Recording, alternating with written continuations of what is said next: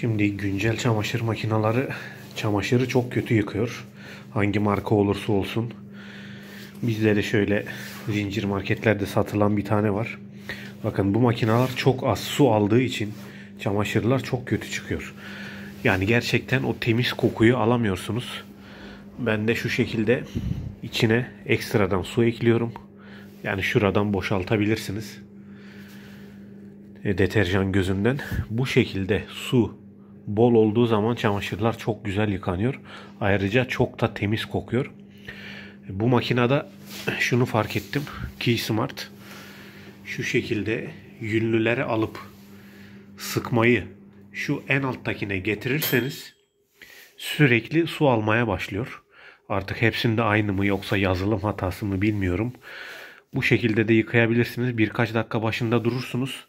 Bu şekilde su şuraya kadar geldiği zaman şuradan durdurursunuz. Sonra burada istediğiniz sıkma devrini alıp tekrar tıkladığınızda makine aynı programdan devam ediyor. Bu şekilde güzel temizliyor.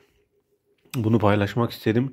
Çünkü gerçekten yani deterjan bile erimiyor. Toz deterjan erimeden çamaşır bitiyor veya su ısınmadan çamaşır programının yıkamasını bitiriyor. Bunu fark ettim. Bir de rahatsız oldum açıkçası. Çünkü çamaşırlar pis kokuyor çıktığı zaman.